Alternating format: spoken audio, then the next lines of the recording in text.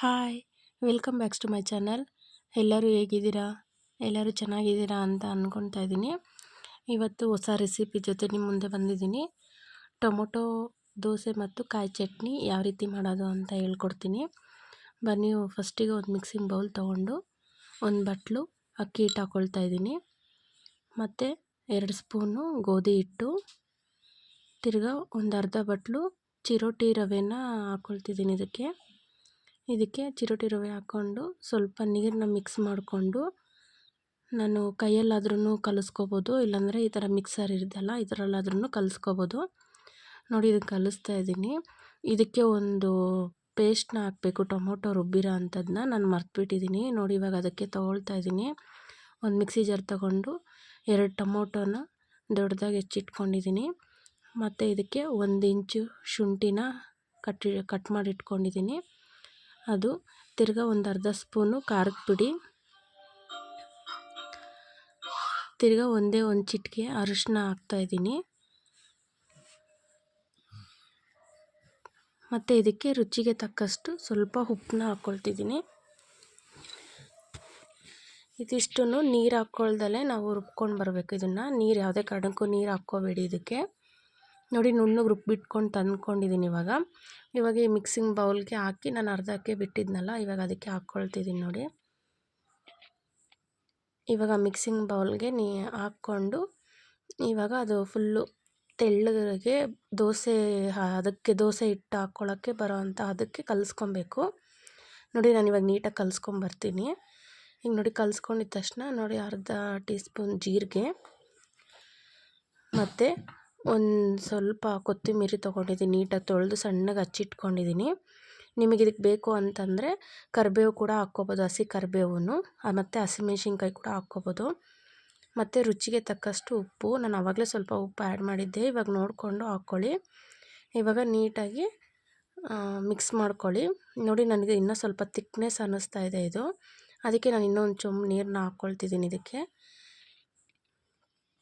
ನೋಡಿ, ತೆಳ್ಳಗಿರಬೇಕು ದೋಸೆ ಹಾಕೋದಕ್ಕೆ ಬ್ಯಾಟರ್ ಅದು.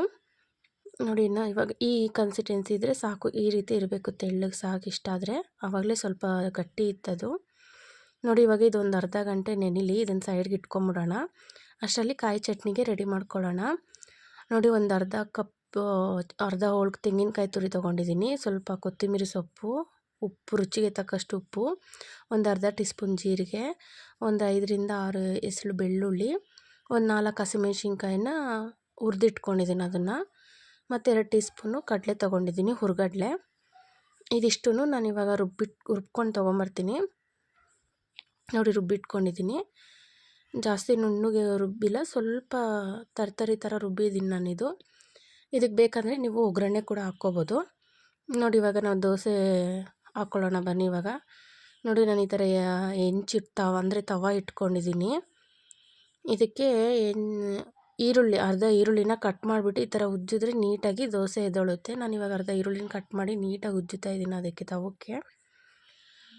ನೋಡಿ, ಇದು ನೆಂದಿದೆಯಲ್ಲ, ಇವಾಗ ನೀಟಾಗಿ ಮಿಕ್ಸ್ ಮಾಡಿಕೊಂಡು, ನಾವು ಮಾಮೂಲಿ ಅಕ್ಕಿ ಹಿಟ್ಟಲ್ಲಿ ದೋಸೆ ಹಾಕ್ತೀವಲ್ಲ ಆ ರೀತಿ ಹಾಕ್ಬಾರ್ದು ಇದನ್ನು. ನೋಡಿ, ನಾನು ಇವಾಗ ಹೇಳ್ತೀನಿ. ಸೌಟಲ್ಲಿ ತೊಗೊಂಡು ಒಂಥರ ನೀರು ಎರಚ್ತೀವಲ್ಲ ಆ ಥರ ಹೆಂಚಿಗೆ ಹಾಕ್ಕೊಳ್ಬೇಕು ಇದನ್ನು. ಯಾಕಂದರೆ ಇದನ್ನು ಹಿಂಗೆ ರೌಂಡಕ್ಕೆ ಹೆಂಚಿಗೆ ಬಳಿಯೋದಕ್ಕೆ ಬರೋದಿಲ್ಲ ಇದು. ಅಂದರೆ ಇನ್ಸ್ಟಂಟ್ ದೋಸೆ ಅಂತ ಇದು. ನಾವು ಯಾವುದೇ ಮೊಸರಾಗಲಿ ಏನೇ ಆಗಲಿ ಏನು ಯೂಸ್ ಮಾಡಿಲ್ಲ. ಆವಾಗಲೇ ಕಲಿಸ್ಕೊಂಡು ಆವಾಗಲೇ ಹಾಕ್ಕೋಬೋದು. ನೋಡಿ, ಇವಾಗೆಲ್ಲ ಹಾಕ್ಕೊಂಡಾದ್ಮೇಲೆ ನೀಟಾಗಿ ಮುಚ್ಚಿಟ್ಕೊಂಡ್ರೆ ಚೆನ್ನಾಗಿ ಬೇಯುತ್ತದು.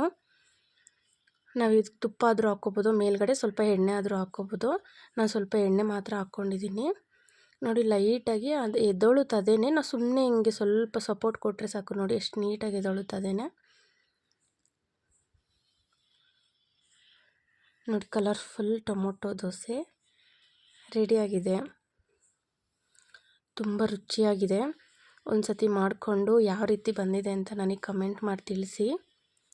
ಫಸ್ಟ್ ಟೈಮ್ ಯಾರ್ಯಾರು ನನ್ನ ಚಾನೆಲ್ನ ನೋಡ್ತಾ ಇದ್ದೀರಾ, ಪ್ಲೀಸ್ ಸಬ್ಸ್ಕ್ರೈಬ್ ಮಾಡಿಕೊಂಡು ನೋಡಿ. ನೋಡಿ, ನಾನು ಇನ್ನೊಂದು ಕೂಡ ನಿಮಗೆ ತೋರಿಸ್ಕೊಡ್ತೀನಿ. ಯಾವುದೇ ಹೆಂಚಾಗಲಿ ಇಲ್ಲ ತವ ಆಗಲಿ, ಏನಾದರೂ ದೋಸೆ ಎದ್ದೊಳಲ್ಲ ಅಂತಂದರೆ ಈ ಥರ ಈರುಳ್ಳಿನಲ್ಲಿ ಚೆನ್ನಾಗಿ ಇದನ್ನು ತವಾನ ಈ ಥರ ತಿಕ್ಕಿದ್ರೆ ನೀಟಾಗಿ ದೋಸೆ ಎದ್ದೊಳುತ್ತೆ. ನೋಡಿ ನಾನು ನೀಟಾಗಿ ಮಿಕ್ಸ್ ಮಾಡ್ಕೊಂಡು ಇನ್ನೊಂದು ಹಾಕ್ತಾಯಿದ್ದೀನಿ.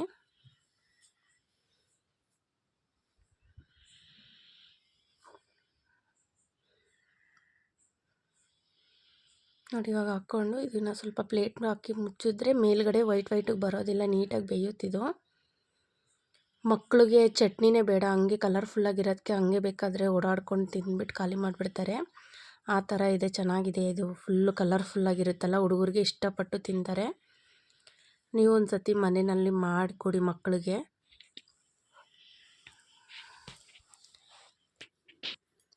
ನೋಡಿ ಇವಾಗ ನಾನೆಲ್ಲ ಹಾಕಿ ತೋರಿಸ್ತೀನಿ. ನೋಡಿ ಎಲ್ಲ ಹಾಕಿಟ್ಟಿದ್ದೀನಿ.